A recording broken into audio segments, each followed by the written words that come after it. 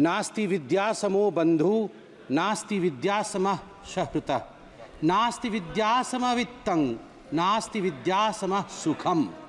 विद्या जैसा कोई बंधु नहीं, विद्या जैसा कोई मित्र नहीं, विद्या जैसा अन्य कोई धन नहीं, विद्या जैसा कोई सुख नहीं। जिसके पास विद्या है, जिसके पास सुख है, वही बलवान है, वही धनवान है। वह अपराजित होता है, उसका कभी पराजय नहीं होता। जिसके पास माँ सरस्वती का वरदान होता है और जो विद्यावान होता है।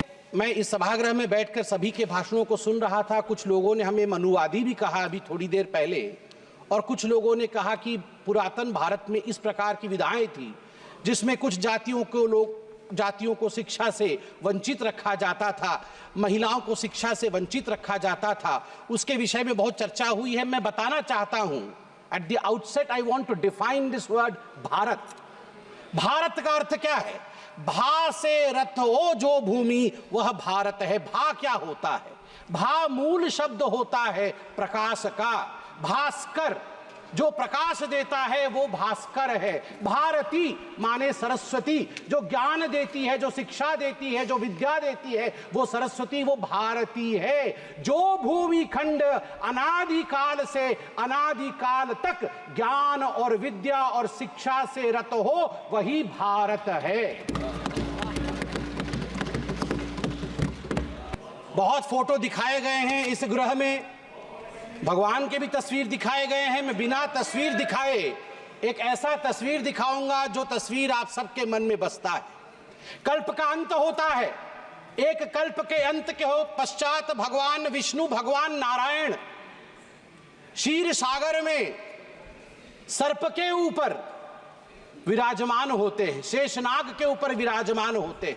पद पे उनकी लक्ष्मी होती है, आंख अधमूंदी सी होती है। नारायण के एक हाथ जो होता है उनके शीश पर होता है, एक हाथ नीचे होता है। नारायण इज कॉन्टेम्पलेटिंग, भावी कल्प कैसा होगा उसके विषय में नारायण चिंता करते हैं। इनोवेटिव आइडियाज कैसा होगा, किस प्रकार से भावी कल्प का निर्माण होगा, उसकी चिंता करते हैं। जैसे ही he conceptualizes how the भावी कल्प would be from his नाभि पद्म, जिस पद्म के विषय में भी यहां बताया गया, उस पद्म पर बैठ करके भावी कल्प के जिनके पास स्किल होता है वो ब्रह्मा उपजते हैं। The Brahma is skilled to produce the next ब्रह्मांड, next universe, and you know who provides the resource? जब उनके पास इनोवेशन होता है तो वो महालक्ष्मी की तरफ देख के बोलते हैं, महालक्ष्मी मेरा डिमांड फॉर ग्रांट है, मेरा डिमांड फॉर ग्रांट है, आप मुझे ग्रांट कर दीजिए, आपके ग्रांट से ये ब्रह्मांड बनेगा।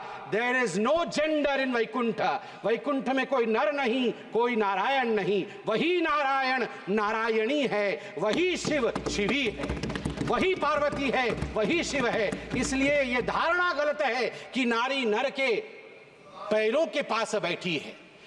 तात्पर्य है कि जहां आइडिया है, जहां इनोवेशन है, जहां विद्या है, जहां शिक्षा है, रिसोर्स के पास कोई अन्य उपाय नहीं है। रिसोर्स की अपनी बाहें अपने आप ही खुल जाती है, मां लक्ष्मी तथास्तु कह ही देती है। बंधुगण, जहां तक भारत के विषय में कहा गया, अभी मेरे भाई नालंदा के विषय में बोल रहे थे। जब नालंदा को बख्तियार खिलजी ने आग लगाया था, 3 महीनों तक नालंदा जला था, 3 महीनों तक। वो ज्ञान का खजाना अभी भी अमिट है। मैं धन्यवाद दूंगा प्रधानमंत्री नरेंद्र मोदी को, जो आग तब जली थी वो आग आज बुझी है, वो आग आज बुझी है।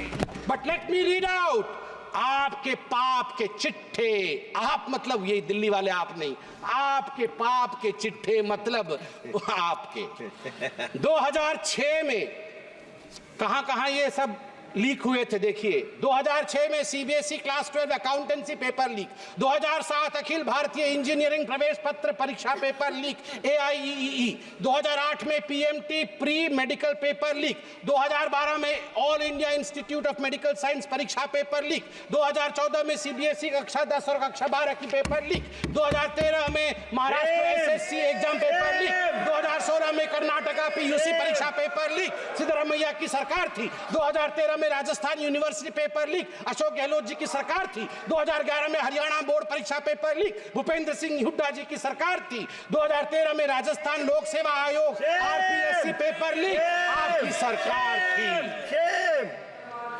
आप जरा सोच के देखिए, आप जरा सोच के देखिए आपके गिरेबान के अंदर किस प्रकार से पेपर लीक भरा हुआ है।